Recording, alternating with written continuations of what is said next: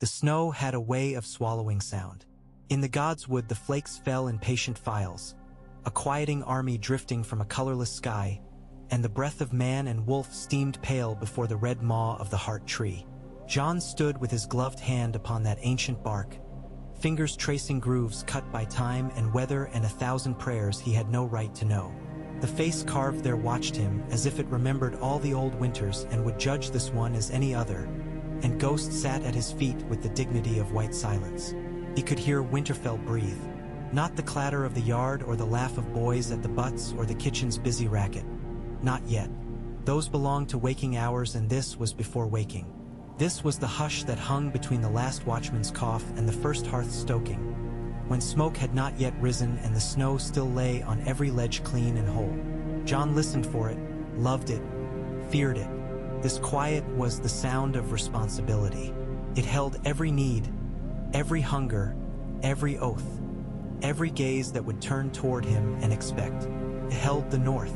He had not asked for a crown. He wore duty like wet mail, necessary and cold, and had learned that even warmth could weigh heavy if it was earned from others' hands.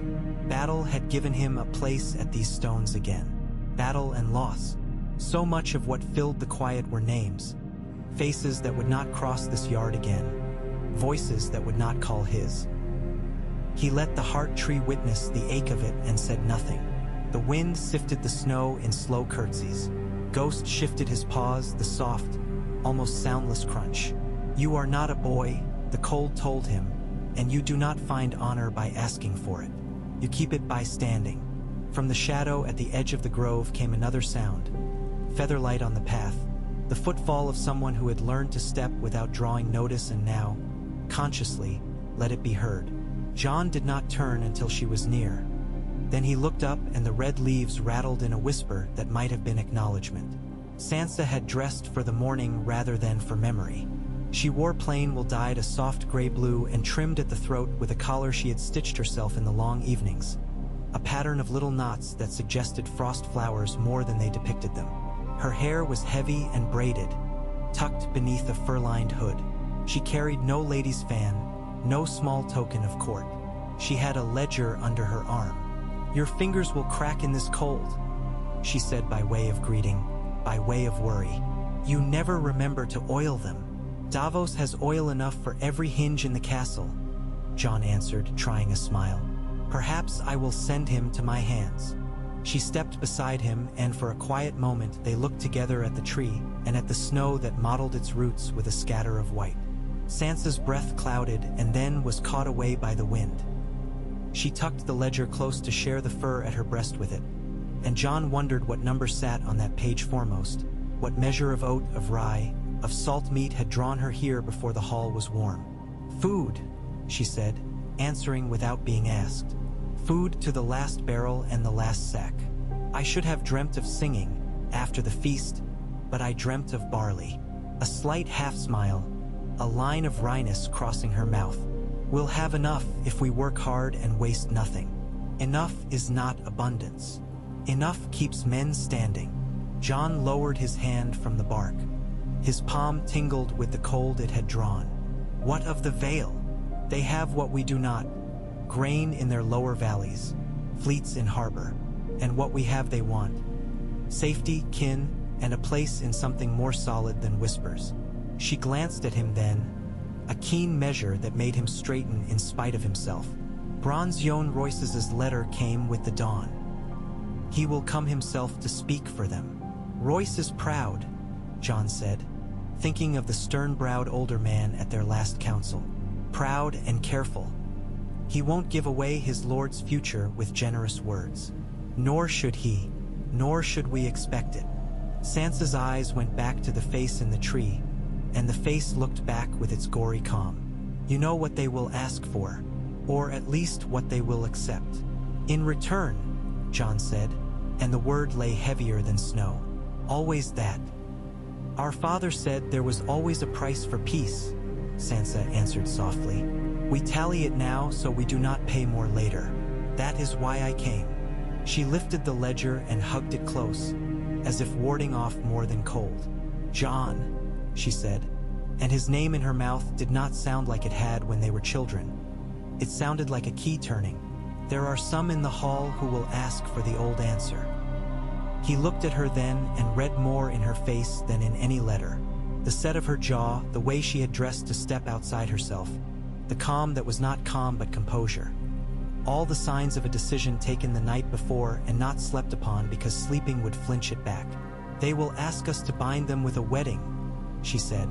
The ledger pressed to her ribs as if that would armor the words. "They have said as much in ways that stop short of saying it. I may not like it, but I am capable of hearing what is necessary. I think you are too." John's fingers flexed in his gloves. The heart tree face watched him not with judgment but with endurance, as if it had samed this choice 1,000 times. He looked from it to her. "They will ask me to marry," he said. "They will ask us to marry," Sansa corrected, and only then did her voice waver, the slightest tremor that the wind might have stolen if it had been kinder. "To make one thing from two, the North and the Vale under one rule, not by conquest but by house. I have thought of every other way we might hold them together. This one is the truest. You are my—" He stopped because the word was two peoples, TW. "Oh, truths, and both were swords. We were raised as brother and sister. Even if the tale of your birth is not what we were told," she said for him steadily. "Even if you are not my father's son, as I thought all my life, still we were children together." She turned her face from the tree to him and let him see it clearly. The woman who had learned that innocence could be crushed and not destroy her. The woman who had learned to measure the world with her own compass. "We do not need to pretend this would be easy. I don't know what we would be to each other. That used to be fear.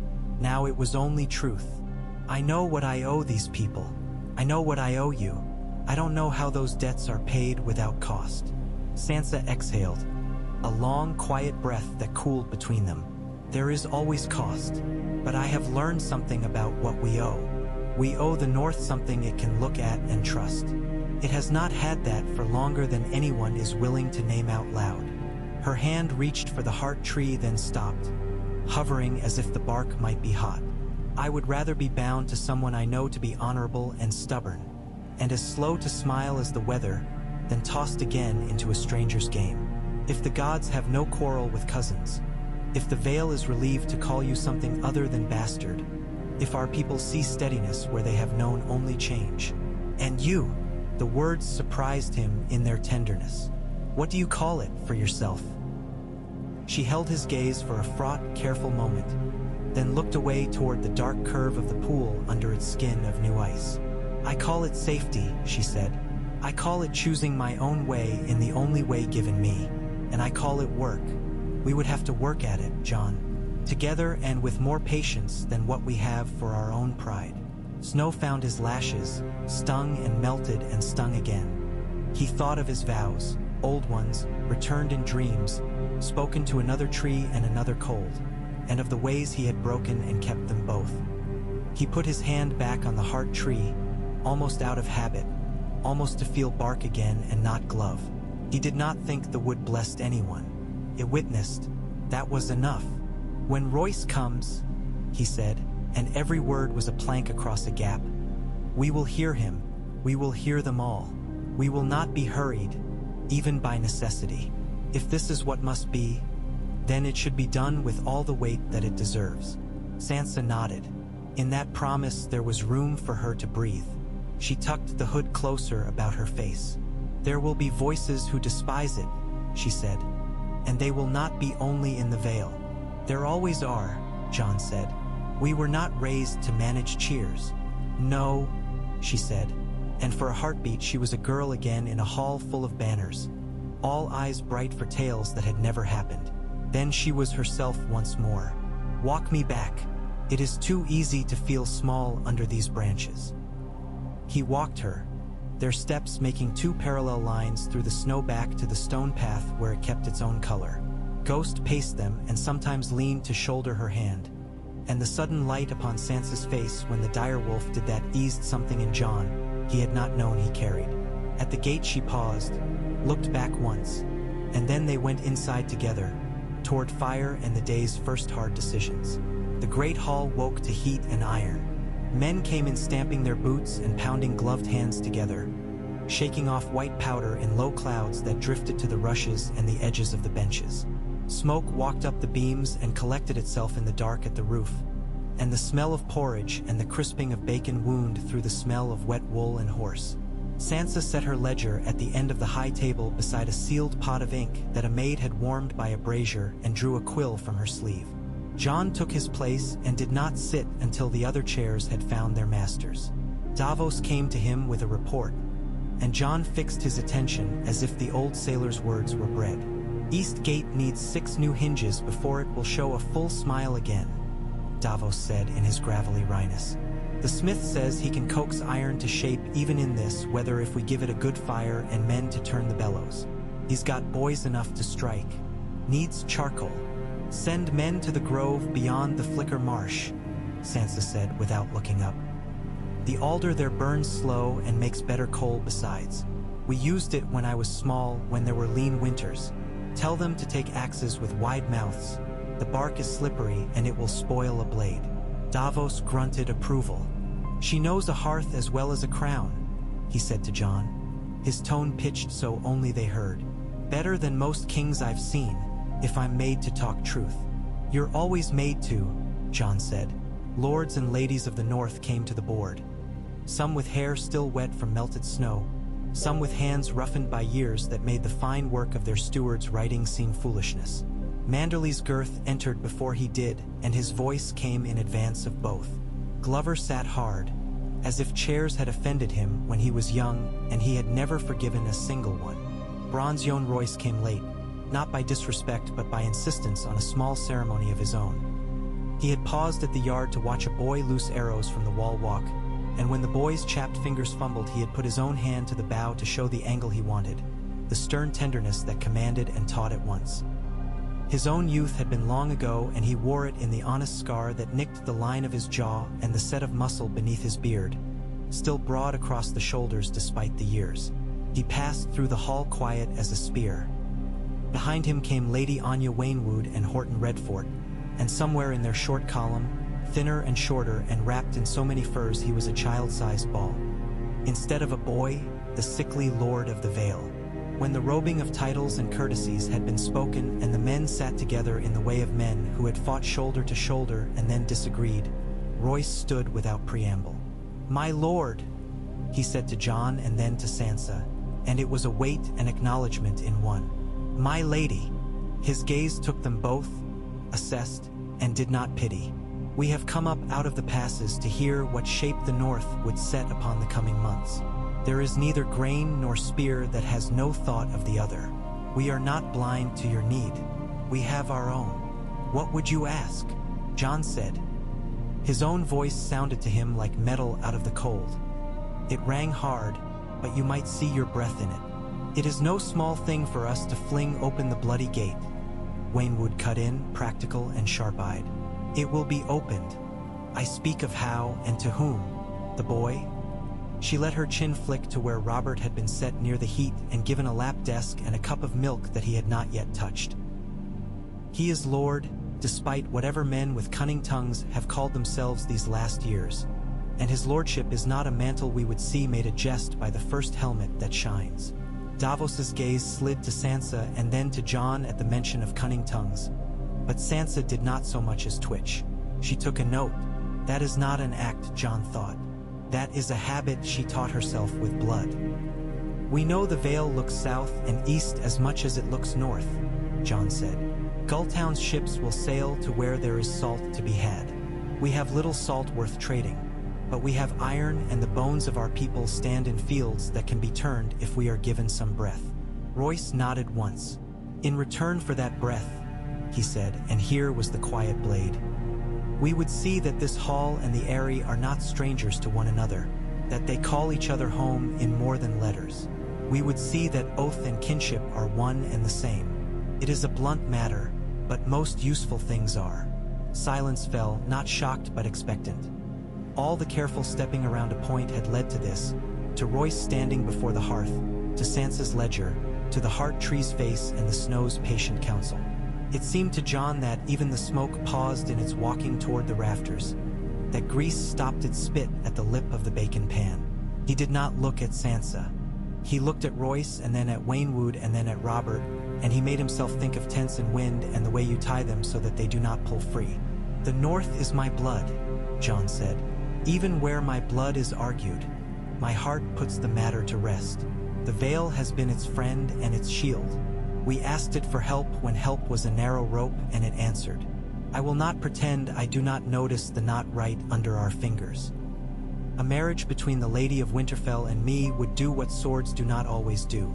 It would say to men and gods that the two lands want one fate." Manderley's heavy face softened, the lines like tide striations in a shore of flesh. "There are some who will glare at the thought," he offered with his seaside rumble. "They will say Stark has no need to wed Stark, that the tail sits wrong in the belly. They will forget what cousins are when it suits their discomforts to call you something else. I am old and therefore allowed to be practical. The sea does not care what keeps your feet dry. Lyanna Mormont did not wait to be called upon. The Lady Sansa has led where lords twice my size blinked," she announced from her small bench, eyes bright as mountain flint. "The king has bled where men twice his pride ran. It is enough for me to see both sit here and not flinch from work that is given to them. Let the rest grumble into their ale." "Grumbling does not move carts through snow," Waynwood observed, though a ghost of satisfaction traced her mouth. "But they may grumble into their ale if the carts move all the same." It did not happen then, not with a wave or a word. No vow made itself in the morning and took itself to bed. They spoke of grain amounts, of how many wagons would fit the pass, of which house might house the first month's worth in stores along the high road so that loss by storm would not starve a whole village. Sansa sent a runner to the kitchens to ask after how many barrels of wine remained and whether, if watered, they might still be useful to keep men from freezing in their bunks, and this practicality steadied the room, turned it toward the weight of winter rather than the lightness of what people would call it. Later, when the hall had emptied, the fire had gone to a calm bed of coals. Sansa and Jon were alone for a moment in the hush that follows decision and is not yet victory, and the maester, seeing the state of the ink and the look on the lady's face, excused himself to go count bandage rolls with solemn haste. "You spoke as if it were settled," Sansa said, but there was no accusation in her voice, only the kind of question you ask a man with calluses when he reaches without looking for the right tool. "I spoke as if I had heard you in the gods would," Jon answered. The truth was a relief, like pulling off stiff boots. That matters more than what Royce heard, but he also heard. He heard we will not be dragged, and that if we walk, we put our feet down where we can see them. Do you regret the suggestion?" She sat on the edge of the dais and let her hands rest on the wood and found, by habit, a spot at the seam where the finish had worn away and the grain rose under her skin like a scar. "Regret is too large a word for something I expected and chose," she said. "I am afraid of it. That is not the same." "What part?"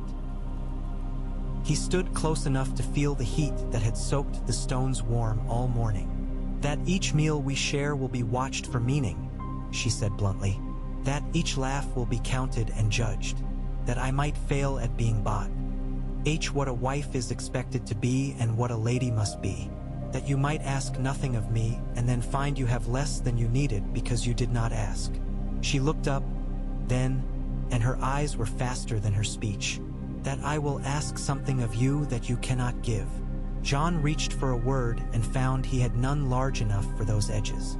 He only had quiet. "We can ask," he said at last. "And we can fail and ask again. There is no other way I know." "Nor I." She stood, smoothing the fur at her hip as if to steady herself. "The Vale will expect ceremony." "They would," he said. "The North will expect the tree. And you," he thought of the hard tree's face, its suffering serenity. He thought of long corridors by torchlight and the feel of ghosts' flank finding his hand at night, of oats measured and sent, of men sleeping warm because walls held against the wind. "I will expect work," he said, and that made her smile in earnest. Sansa had the kitchens send up food that day that was not feast food, but it felt like one. Trenchers of root mash dotted with butter and chopped greens that had come early from the glass garden. Hot stones set under plates so hands didn't freeze while eating, thick oatcakes with a smear of honey for those who had been outside. She walked through the yard herself with a basket of mitts that had been newly mended, asking names, remembering injuries, pairing need with resource. Boys from the Riverlands whose eyes were still too quick for shadows brightened under her gaze. A girl from Barrowton who had come to work as a scullion because her mother's sister had served here when the Lady Caitlin had kept the keys, blushed and then grinned, and Sansa handed her a pair of mittens, themselves mended in neat, precise stitches. Jon watched but did not hover, moving in his own line. To the smithy to lay his hand on the new hinge and feel it warm under work. To the kennels where Ghost stood aloof while the other dogs rose and wagged at his passing. To the wall walk where the men assigned to stand there pulled their cloaks close and stamped their feet in time like men do when the rest is too still. He told them when they could go thaw their toes and gave them a minute more. The messenger sent south and east to the Bloody Gate came back with frost in his beard and a letter sealed with Royce's signet. It cracked when broken, and inside the hand was as spare as the man. "We will receive you if you bring a small party. The passes are narrow and the wind's delicate. Too much iron together angers the mountains." Sansa traced the words with her finger and then took up quill and replied with the unadorned assurance of someone who had learned that promises were stronger when made without embroidery. They left 2 days later with a retinue carefully, even elegantly small. Davos had wanted 20 horse. Sansa said 8 was wiser. Royce had implied 5, and Jon decided on 7. Ghost counted as 1. They traveled with slow stubbornness, a gait fit for winter roads. Not the reckless speed of youth or the stuck-wheeled drag of old age, but that durable pace the North owned, a rhythm that meant to arrive with enough breath to speak at the end of the journey. The mules' ears twitched frost, and the men breathed through scarves that stiffened with ice. They went by way of Moat Cailin, where the reeds rose under their coats of snow like a strange hair growing up through skin. The towers there sulked against the sky, older than oaths, and the air smelled of standing water under the frozen crust. Sansa had a long moment standing by the stones where her father had once set his heel, and where men had spoken to save or throw away sons, and she did not cry. Jon said nothing when he saw her mouth move without sound. He knew the prayer of a woman who does not show her throat to even the most faithful. Beyond the neck the land lifted in slow swells, and the snow, though deep, felt different here. It wore the wind's hand in tumble ridges like ripples in a bed sheet that someone had shaken and left. Villages tucked themselves into folds of hill, and smoke rose from them like threads. They stopped at an inn with a porch bent under the weight of white and an innkeeper whose nose had blossomed red from years of winter's greetings. The common room stank of wet dog and promise. Sansa took a corner near the fire, and there was a moment, small, ordinary, when her hands went to the kettle to pour water over dry juniper berries and oat husks to make a kind of tea that old women say keeps your breath from burning too fast in your chest. And Jon felt the sharp pull of gratitude that had nothing to do with crowns. That night, when the wind erased the old tracks and made new ones while they slept, he lay awake on a pallet, listening for the sound of the ladder that would mean danger, and instead heard a man somewhere cough and then fall silent and then snore. The familiarity of it, the way it matched 100 nights at the edge of trouble, soothed him like a hand. He thought of the morning to come as a field he had to walk carefully across to avoid hidden holes. He thought of the gods would he'd carry behind his ribs where no one saw it, that red face, that patience.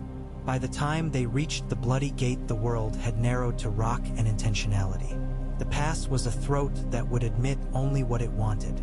Royce's men watched from their ledges like ravens, wrapped in furs that matched stone, and their eyes were bright in their helmets. The gate itself was a stubborn line drawn against the sky. They halted and waited beneath it as if under a lifted eyebrow. When it did not lower, Sansa took down her hood so that the watchers could see her. People become braver when they see a face, she had learned. Faces remind us that we do not talk to walls. The gate opened as much as a gate could be said to open when it lifted its bars and allowed in through a space that had looked impassable until it as no longer. The mountains cold sighed at them like a humorless joke, and they went into it. A falcon circled far overhead, impossibly small, a piece of sky freed from its sky. Bronze-Yon Royce himself met them at the first way station carved into the slope, where a brazier burned with a smell like resin and hope. He took Jon's forearm like a soldier and bowed to Sansa as if to the lady of a more courtly hall, and his courtesy had rough edges that made it more solid. "You do not wear your pride on your shoulders and expect it to keep you warm," he said after the greetings, approval blunt in his voice. "Good. The mountain does not care for swagger. The north doesn't either," Sansa said with that half-smile. "We leave our jewels in drawers and wear good boots." Royce's mouth acknowledged wisdom. He gestured to the stone bench around the brazier. "We will not rush the pass with your party. The boy." He jerked his chin toward the upper reaches where feudal pride made itself into a palace clinging to cloud. "He has been told that a lady of the house is coming. It excites him and frightens him.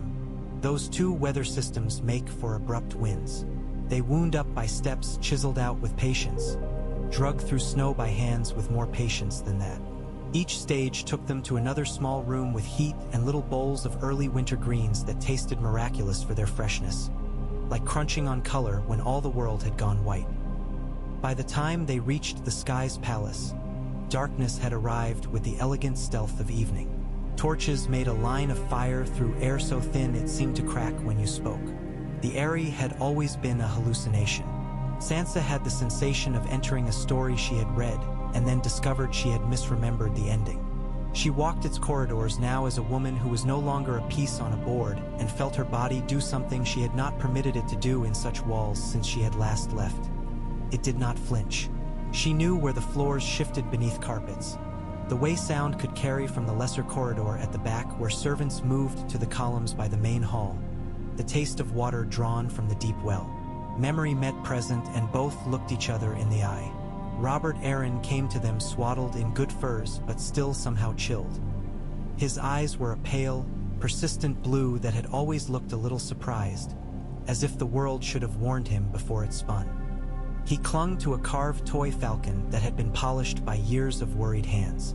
"Cousin," Sansa said, and she gave him no title at first and spread her hands as if to show she came without a knife.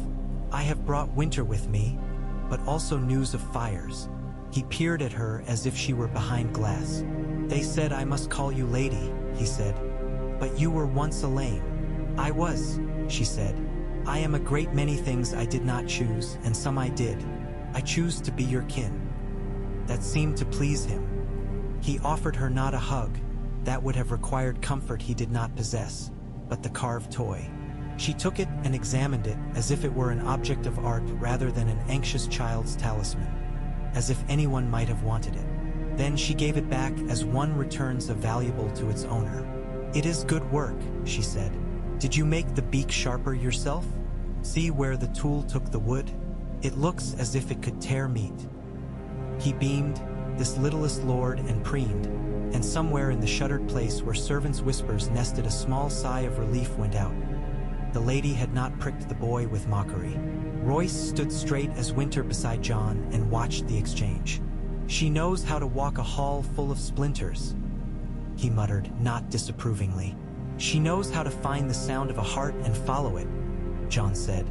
It felt strange to say it aloud, that kind of observation, like admitting to himself that he had been watching the way she waited before speaking, the way silence worked for her. They let the hall's long talk dress them. Sansa took counsel with Waynwood about the spring road repairs that would be needed at the lower passes. How many men with spades, how many stones to be cut, and where a flood had taken more than it had any right to.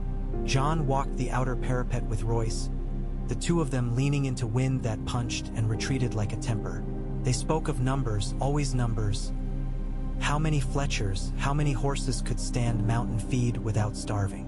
When Royce paused, eyes on the last light in the west, he did it not for song but for calculation. "We are not a kingdom of verses," he said. "We are one of head counts and the slow leading of beasts from one pasture to another with a bell." "And yet," Jon said before he could stop himself, thinking of the thing they were about to set, "a verse binds memory better than a list." Royce grunted. "Then may whatever we say in that hall be a good one. The boy will thank us for it when he is a man, if the gods are mercy's equal." The question that hung unspoken between them then was the one Jon pushed away. If, the night before the council, Sansa stood alone for a moment at the rim of the moon door. Guards stood well back. She had asked that it remain closed. She looked at the stones around it, at the polished floor worn by the soles of shoes that had paused here to look down at the emptiness below, at the little scratch at the lip where years ago someone's ring had caught and left a tiny bright line. She did not touch the hinge. She did not need that kind of memory. Jon found her there as if he had known exactly where her feet would go. He waited in the threshold and she did not startle, because she had known that about him too. They stood together, not equal to the past but not conquered by it, and she said in a level voice, "I can see why people mistake this place for heaven. It makes them feel closer to what they cannot touch." "And?" he asked. "And that is not heaven," she said. "It is the mouth of the world. It will eat the careless." She folded her arms inside her sleeves for warmth. "Tomorrow," she said, and that word held every calculation like a chest. "When Waynwood speaks, she will name things other than marriage. She will want to show that the Vale does not offer only one thing, that it has choices and therefore power. Listen to what she doesn't say, that their first choice is the one we already know."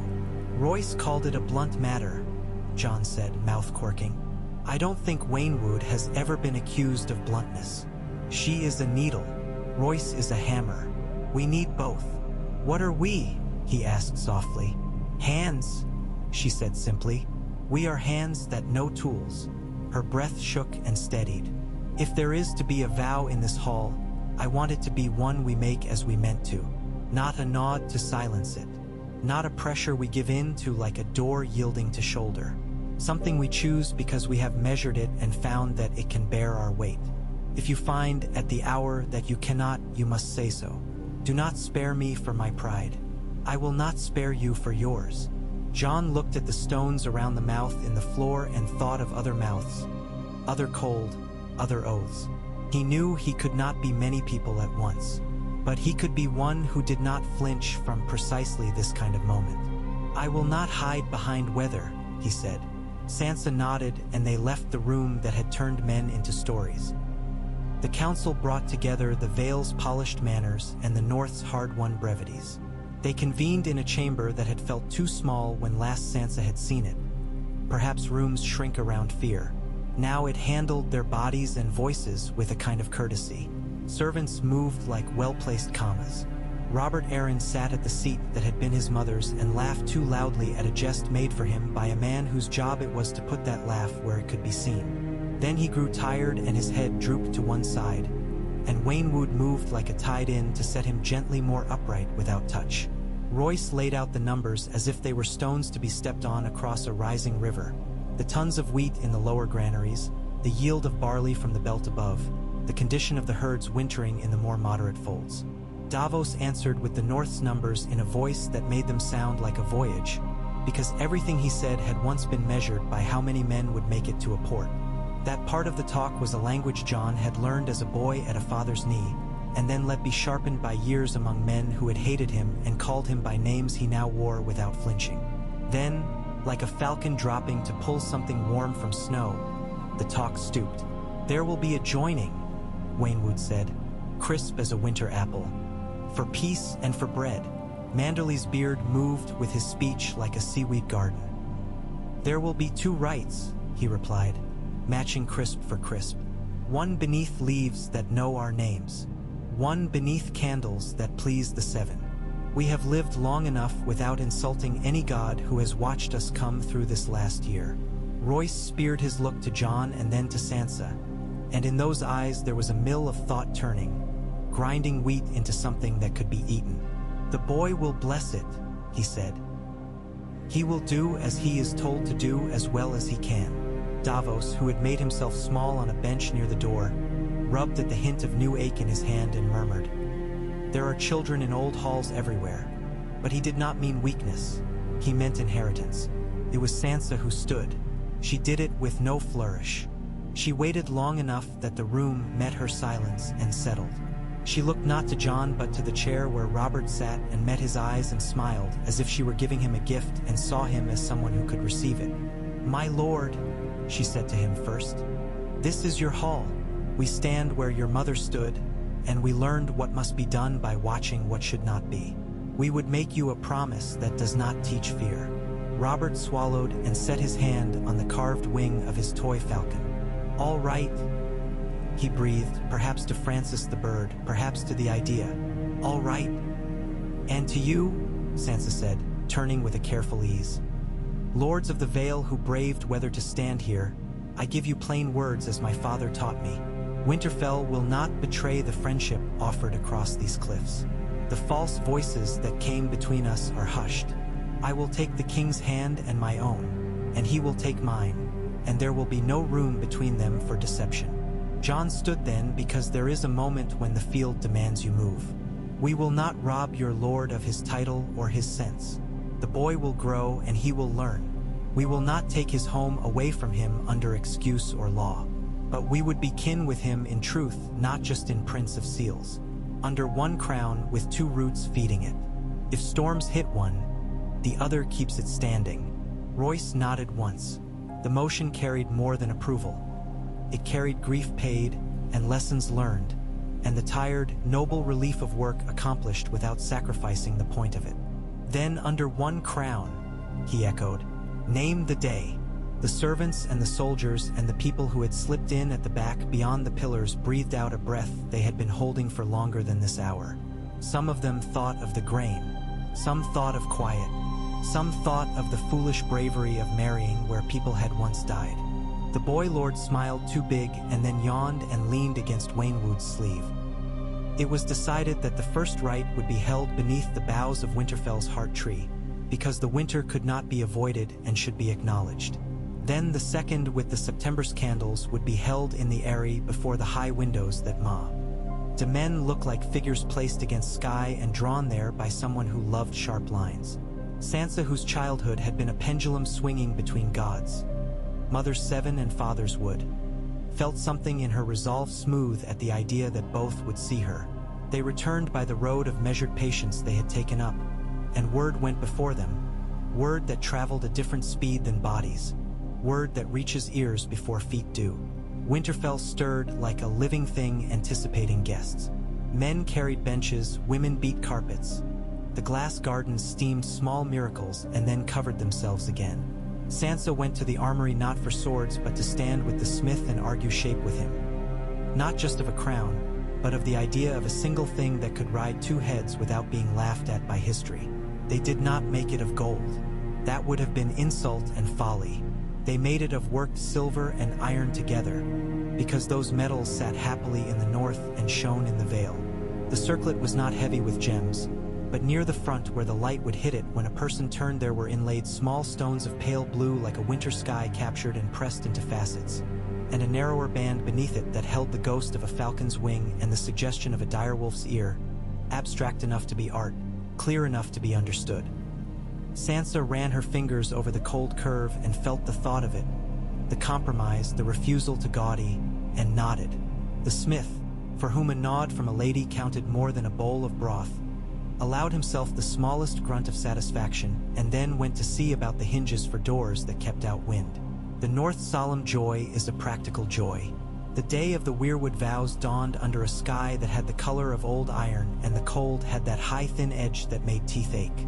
In the yard, boys rubbed their arms and tried not to hop from foot to foot. In kitchens, stews were started at daybreak so that the meat would surrender by afternoon. The hall was dressed but not festooned. The hangings were clean and the candles were many. The people of Winterfell came with care in their faces. It is a dangerous thing to let hope into a room.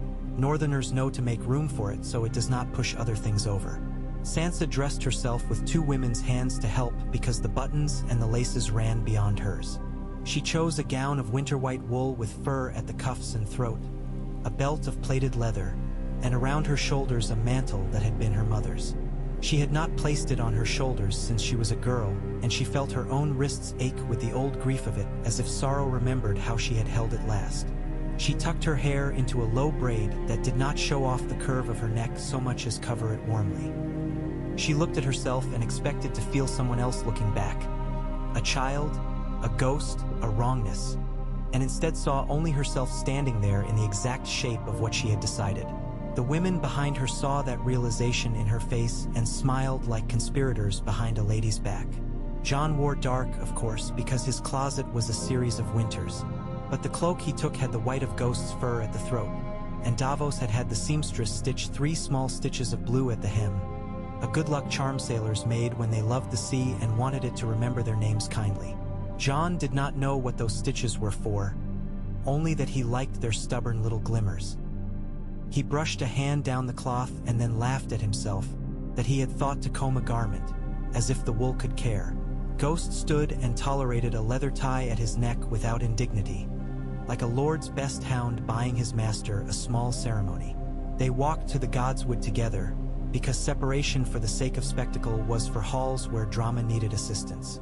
Here there was drama enough in the air. The heart tree stood as it had stood, indifferent to wedding or war, its face the color of old wounds, its eyes full of something that people had called tears because they needed a word. The snow on the branches made the world's punctuation gentler. The grove was encircled by a rope set waist-high, not to forbid but to remind. People gathered outside of it and watched with respectful purpose. The maester stood back with pen and parchment, his job to remember without judgment. Davos took his place near the rope where he could see over shoulders and said nothing, thinking of his own wife and the kiss he had given her long years ago when neither of them had expected such a life. Lyanna Mormont stood with hands like small boulders at her sides and glared in case anything tried to be foolish. Manderly murmured a prayer that was not quite to any god. Sansa and Jon stood before the tree. The wind was there, an old friend that says nothing and is comforting because of its bluntness. Jon took Sansa's hands and they were cold despite the fur and the wool, not because she was afraid but because she was outside in winter and that is what happens to hands. He rubbed one thumb across her knuckles and felt their steadiness. He answered with his own. "We do not have a sept here," Sansa said aloud so the Godswood could hear her, its patience honored. "And we do not need one for this. We ask the old to hear us and remember, because that is their way. We ask the men and women who fed the earth with their lives to witness us and to warn us if we step wrong." Jon looked at her and felt the ghost of boys' laughter and boys' pretense rise and pass through him like a mist driven by a firmer wind. "We will join our houses not to make a new name," he said, "but to make the old ones more bearable. We will keep faith with those who look to us, not because we are better than other people, but because it is our job." It was not poetry, but some of the best vows are not, and the god Swood held them as a tree holds everything that passes it. Birds' nests, frost, scars. Sansa took a length of silk ribbon from her sleeve, veil blue, and tied it around both their wrists. Not high, not low, but where the hand meets the arm. The maester's pen scratched as if carving, as careful as a knitter counting. "Stark," Sansa said, and the word felt like the sound of frost under boot, familiar and serious. "Aaron," that sounded different. "Clean air." "Snow," she added, and that did not sound wrong anymore. Sounded like the thing it was. "We will not forget what made us," she said to him and to the tree. "We will not pretend that one of us has swallowed the other. We will be ourselves and we will work." That last word had reflection because it lifted in many heads and passed from one to another like a good phrase in a song. Jon nodded. He leaned forward and rested his brow against hers for one heartbeat and then another. Not a kiss yet, something more like a bow given and returned. She breathed in and he breathed out, and for a moment they were one breath. Someone cried quietly, the cry of relief of a person who had held too tight to too many ends of too many ropes. Another person muttered that it was cold enough to freeze thoughts. Ghost sneezed. An old woman crossed herself, halfway between gods. They cut the ribbon and then knotted it again in two shorter lengths, each tying their own wrist with a practiced patience as if they had done it 100 times in their heads. They left it there as they walked from the grove. Snow grabbed at their hems like children. Winterfell stones held heat to give back for their feet. The hall received them with a kind of restrained gladness.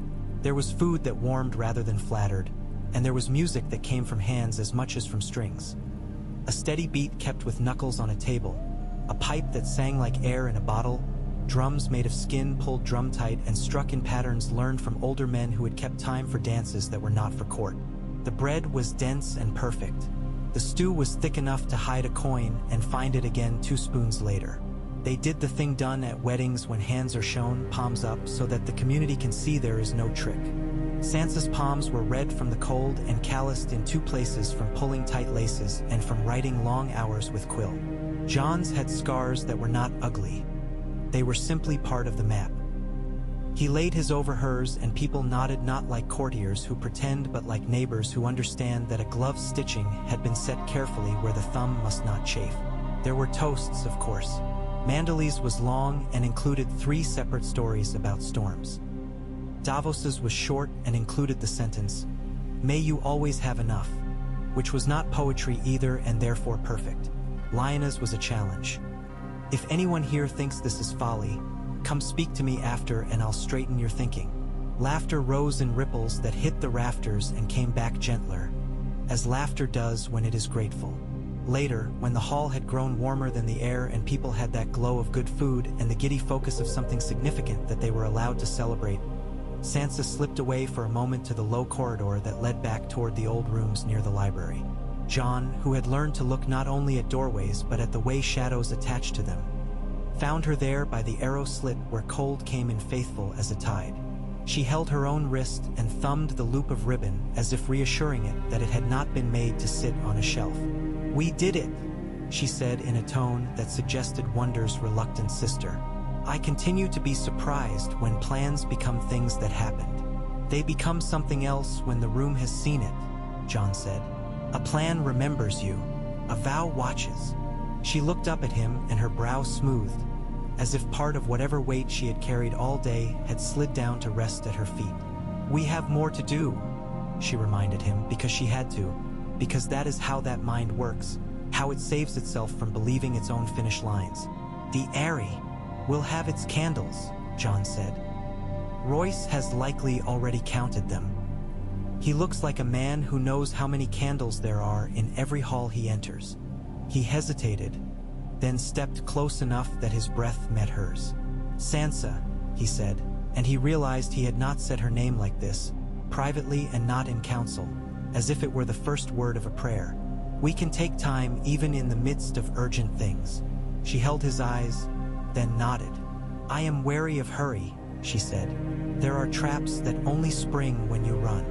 She reached, slow, deliberate, and placed her hand at the back of his neck and leaned her forehead to his once more. A small private ceremony made of the same parts as the public one.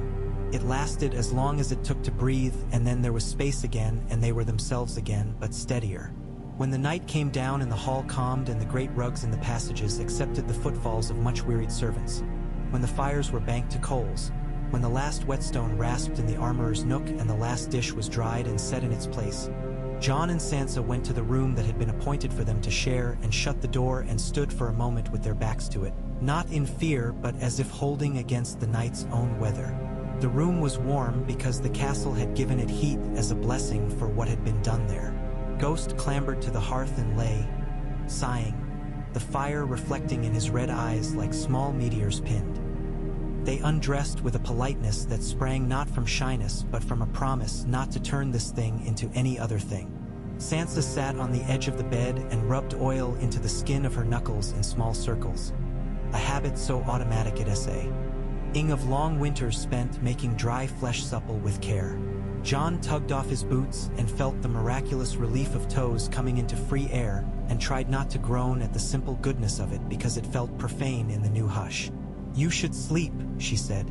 "Tomorrow will be as loud as today." "We'll ride the volume," he offered, and she snorted, amused, because it sounded absurd and true at once. He took the far side of the bed first and lay on his back looking up at the beam where some previous occupant had carved his name and then scratched it out and then carved it again, smaller. Sansa blew out the last candle and lay beside him. The darkness was kind, the kind that has edges you can feel with your hands. The mattress cradled his bones in a way that made each one recall it was still part of him. When her fingers reached for his beneath the blanket, they were cautious and then firm. He turned his palm and met them, There was a long silence filled with their breathing and the settlement of old wood and the tiny hiss of a log on the grate. "I am not afraid," she said in the dark. "I thought I would be. I am not." "I am," he said. He felt her hand tighten and heard her breath catch. "But not of you," he added. "Of doing it poorly. Of letting fear of doing it poorly keep me from doing it. That is the kind of fear I have learned to name. That is a fear you can walk with," she said, "so long as you keep walking." Morning rose on the second day, not with ceremony but with chores. That was how they wanted it. It steadied the hall and made the wedding less a jewel and more a nail in a well-made piece of furniture. Sansa sent for the seamstresses to alter 3 cloaks for boys who had grown 2 inches in the last month and looked affronted by their own cuffs. Jon sent for the woman who kept the scroll room to remind her to set aside any letters that bore the Vale's seals and to announce them to him as soon as they came. The letters came swift. There were arrangements to make, small ones that would have been comical if they were not, as such things always are, essential. Where to lodge the men from Gulltown who hated sleeping too far from the sound of water, which sheep might be slaughtered now rather than later to spare the pasture. What hymn would be sung in the sept, and could it be chosen such that it mentioned mercy more than judgment? Sansa answered them with the grace of someone who knows that tiny hinges turn great doors. Jon answered with the firmness of someone who knows those doors must be kept oiled, not merely closed. Before they rode for the high palace again, Sansa walked with her hand along the stone of the inner walls, not out of superstition but out of gratitude. She whispered to the stones, and they, who have seen much, accepted it without remark. She stopped at the glass garden and went in and let the humid, miraculous air wash over her face, pinking her cheeks, fogging her breath. There were small yellow flowers there, made possible by clear panes and careful heat, and she stood with them and thought of color like a promise. She plucked one and tucked it into the braid at her throat, not for adornment but as a reminder to herself that she had made both vows, to winter and to the possibility of spring. The ride to the Eyrie felt shorter now that a decision sat in their saddlebags.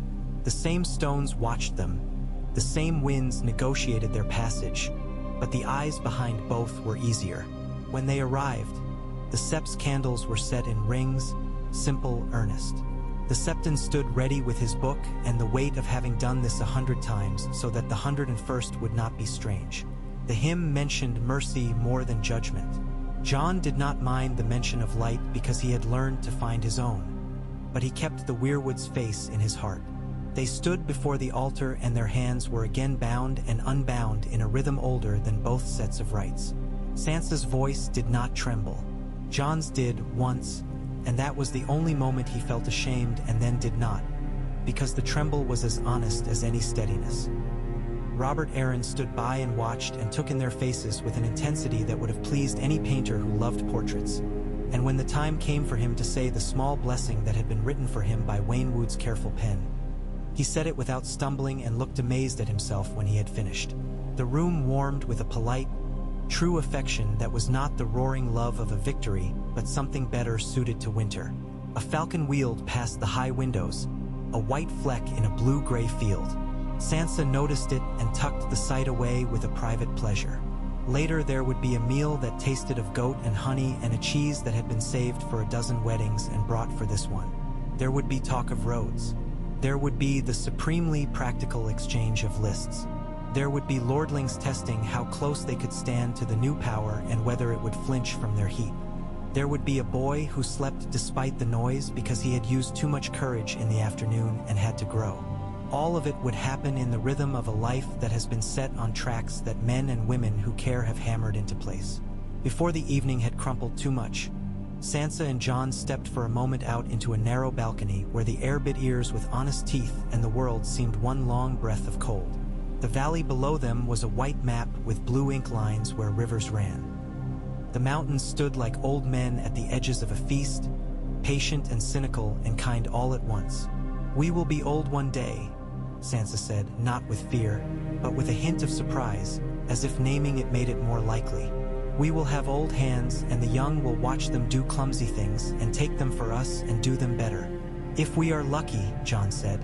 "If we are lucky," she chowed and lifted his hand and kissed the knuckles because they were there, because she could, because luck favors those who do not take it for granted. They returned to the hall and sat in their place, not higher than anyone else, not lower. Royce and Waynwood approached and bowed and said the formal words and then their own words, the kind people who have spent their lives learning how to put two pieces of wood together so that they make a stronger beam, say when they see someone else do it cleanly. Davos leaned against a post and rolled his shoulder and thought of sea winds and felt for the first time in a long time that this inland gale suited him. Lyanna Mormont glowered because that was her expression and because she loved, fiercely and without the vocabulary for it, what had just been done. When it was time to leave the next morning, a small boy, some minor lord's son with ears that stuck out endearingly and a nose that had not yet decided what shape to be, ran up to Sansa and thrust into her hand something wrapped in a bit of cloth. She unwrapped it and found within a tiny carved wing, rough at the edges and dark with oil from worry. "For you," he said, stammering with bravery. "So you will not forget the sky when the snow is very thick." "I won't," she said, and hid what she felt like a good lady, and tucked it into her sleeve next to the loop of ribbon, the veil's blue. She'd been given two small, handmade things at two different ends of halls, one by a lord who would be a man and one by a boy who would be a lord. She felt more wealthy than any queen she had ever seen. On the road down, Jon looked back once. The Eyrie stood as absurd and certain as a story told to stubborn children. "Under one crown," he murmured, not to test the phrase but to feel how it rode in his mouth. It did not taste of iron. It tasted of breath on a winter morning, of cold that makes you more awake, of work. He would carry it like a shield made to fit his arm, and if it bent, he would bend it back at the smithy until it lent itself again to his use. Winterfell saw them return and greeted them with a well-banked fire and boots already drying on pegs near the guard's room, with a barrel of apples rolled out from a cellar in honor of the fruit's stubborn sweetness, with letters from White Harbor and from the Rills, and even one with a seal Jon did not yet recognize, all waiting like mouths to be fed with answers. Sansa went to her table and loosed the ribbon from her wrist so her hand could move more freely and tied it instead to the back of her chair, a flag of a small sort in a room that would see much. Jon stood in the door a moment longer and let himself take in the curl of steam from the kitchen, the scratch of the maester's pen, the hush of the snow outside. He did not feel relief so much as belonging, and it was better. They had not solved the South. The Ironborn still existed. The winters still bit like a thief who might return. Men would go hungry if a shipment went missing, and mouths would still tell lies when it suited them. But in this hall, in this stone, two people had braided their work, and what came from that braid would hold weight. The crown lay upon the board, its metal catching fire and making it into a ribbon of light. Jon set his finger upon it, not possessively, but as if taking a pulse. Sansa looked up from her letters and met his eyes, and a small smile moved across her mouth like a bird's shadow across snow. "Tomorrow," she said, with the calm of a person who finds such a word not ominous but sacred. "Tomorrow," he agreed. The day moved on with its plausible human things. A woman came to complain that her neighbor's pig had found a way under a fence and that she thought it knew how to do it on purpose. A boy confessed to hiding bread in his palate because he had once starved and could not trust a full bowl.